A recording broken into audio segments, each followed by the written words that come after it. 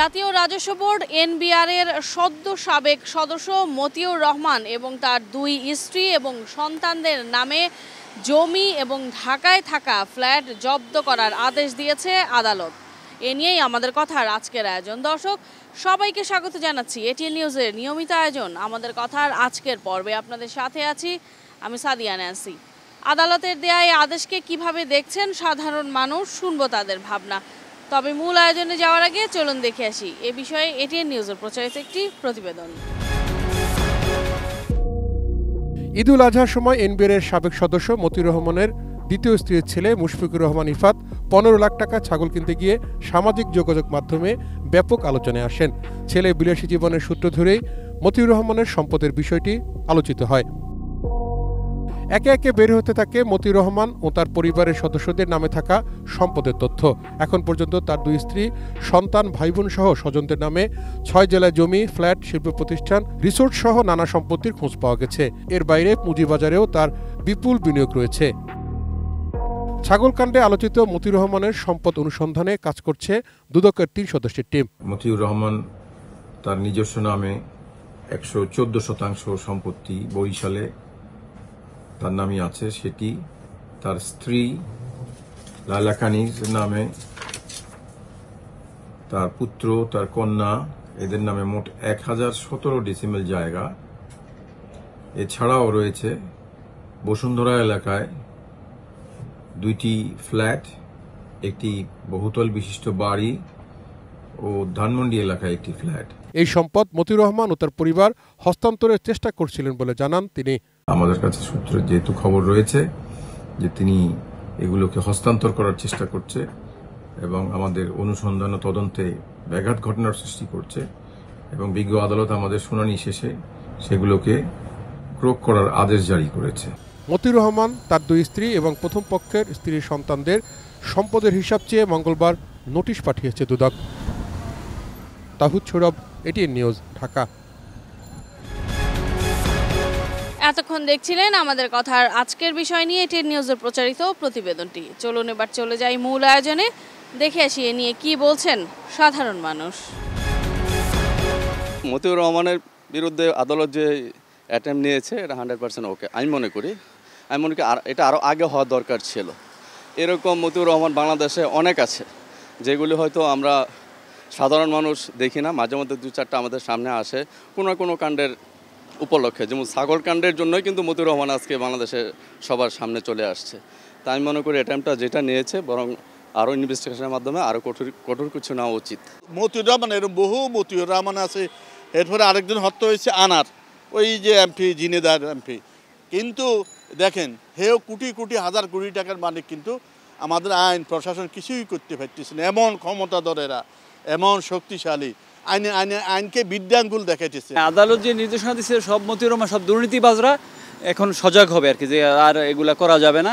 এই ব্যাপারে সরকারের উদ্যোগকে আমি স্বাগত জানাই, যাতে আরও সব দুর্নীতিবাজরা যথেষ্ট হয়, সচেতন, প্রকৃত যার ইনকাম ওইভাবে যাতে চলে আর কি। আমরা অনেক কষ্ট করে ছিল, ওদের টাকার পাহাড় এগুলা যাতে সরকার বিচারের আওতায় আনে। যখন সীমাটা লঙ্ঘন হয়ে যায়, যখন দেখা যাচ্ছে যে এই বড় বড় মানুষগুলোরও স্পর্শ কাছাকাছি হয়ে যাচ্ছে, তাদের অপরাধের মাত্রাটাই এমন পর্যায়ে চলে যায় যে বড় বড় মানুষদের নামও চলে আসবে, তখন কিন্তু আমরা এদেরকে সামনে দেখি। এই মতিউর রহমান, এরকম অনেক মতিউর রহমান কিন্তু আমাদের দেশে আছে, কিন্তু আমরা কিন্তু এদেরকেই কিন্তু আমরা আমাদের ট্যাক্সের টাকায়, আমাদের রক্তচোষা টাকায় কিন্তু এরা আজকে মতিউর রহমান হয়েছে। একদিনে কিন্তু হয়নি। উনি একজন সরকারি কর্মকর্তা, সিভিল সার্ভিস করেন। আমরাও কিন্তু চাকরি করেই খাই, কিন্তু চাকরি করে সংসার চালানো কিন্তু খুব কষ্ট। কিন্তু উনি এত প্রপার্টি জানি না, এটা তদন্তটা আমরা চাই। মতিউর এবং এনামুলের অবৈধ সম্পদ অর্জনের বিষয়টি এখন সারা দেশে আলোচনার বিষয়। দুর্নীতি দমন কমিশন হন্যে হয়ে খুঁজছেন তাদের অবৈধ সম্পদ। রংপুর থেকে মাহবুবুল ইসলাম জানাচ্ছি এ বিষয়ে রংপুরের মানুষের ভাবনা। প্রজাতন্ত্রের কর্মকর্তা কর্মচারী হয়ে এত পরিমাণ সম্পত্তি, এটা কোনোভাবেই বৈধ পথে কিন্তু উপার্জন করা সম্ভব না। শুধু এনামুল কিংবা মতিউর নয়, আমাদের কিন্তু প্রশাসনে এরকম অসংখ্য এনামুল মতিউর রয়েছে, যাদেরকে দুদক যদি ভালোভাবে অনুসন্ধান করে অনেক অবৈধ সম্পদ বেরিয়ে আসবে। দুর্নীতি দমন কমিশন যদি স্বাধীনভাবে এরকম কাজ করে এবং তাদের যদি সরকার একটু সহযোগিতা করে কাজের জন্য বা তাদের আইন প্রয়োগের ক্ষেত্রে যদি তাদের সহযোগিতা করে, সাপোর্ট দেয়, তাহলে আমার মনে হয় যে শুধু সরকারি অফিসাররাই দুর্নীতি করতেছে তারা তো আছেই, প্লাস এছাড়াও যারা জড়িত আছে তাদেরও কিন্তু একটা আইনের আওতায় তারা নিয়ে আসতে পারবে। মতিউর এনামুলের মতো লোক রাজস্ব কর্মকর্তা হয়ে তারা হাজার হাজার কোটি টাকার দুর্নীতি করছেন, এটি কিন্তু আমাদের দেশের উন্নয়নের জন্য একটি বড় বাধা।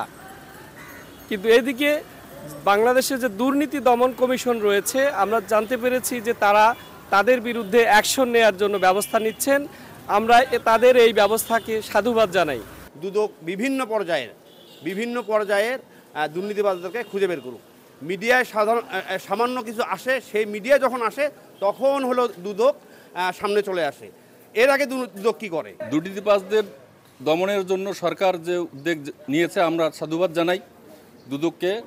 সেই সাথে মতিউর এনামুলের যে দুর্নীতি, সেই দুর্নীতির তালিকায় যারা আরও আছে রাঘব বল, তাদেরকে জন্য এর আওতায় আনা হয়। দর্শক, আমি মাজহারুল ইসলাম মাসুম আপনাদেরকে নিয়ে যাচ্ছি সাধারণ মানুষের কাছে এই দুর্নীতিবাজ কর্মকর্তাদের বিরুদ্ধে তাদের কি মতামত সেই বিষয়ে জানতে। দুর্নীতি দমন যারা করবে, এরাই যদি দুর্নীতি করে তাহলে তো দেশের অবস্থা কী হবে? এটা তো খুবই খারাপ। এরা বিসিএস ক্যাডারের অফিসারিয়া তারপরে বাংলাদেশের এভাবে সম্পদ লুট করতেছে, এটা তো মেনে নেওয়া যায় না। প্রথম যখন যে সরকারি চাকরিটা নিব তখনই তার সম্পদের হিসাবটা জমা নেওয়া দরকার, যে ওর চাকরি নেওয়ার সময় ওর কত টাকা আছে আর এরপরে ওর কত টাকা থাকলো, তাহলে হিসাবটা বেরোয় যাব। আর যদি এখানে প্রত্যেক বছরে যদি এর হিসাবটা নেওয়া হয় তাহলে পরবর্তীতে আর কেউ এই কাজটা করতে পারবো না। ছাগলকাণ্ড না হলে তো মানুষ জানতোই না যে তারা এনবিআর কর্মকর্তা হয়ে এত লাখ লাখ কোটি কোটি টাকা তারা কিভাবে অর্জন করে। তাদের ছেলেমেয়েরা দামি দামি গাড়ি বাড়ি করে দেশের বাইরে হাজার হাজার কোটি টাকা তারা ভোগ করতেছে, জনগণের টাকা। তো জনগণ এইরকম খেটে খাওয়া মানুষগুলো কষ্ট করবে কেন? বাজারের ঊর্ধ্বগতি, সব দিকের সমস্যা।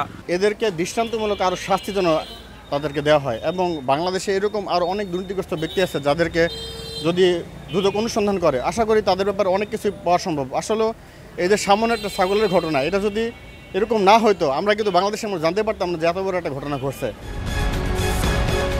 এতক্ষণ শুনছিলেন সাধারণ মানুষের ভাবনা, আর এরই সাথে শেষ করছি আমাদের কথার আজকের আয়োজন।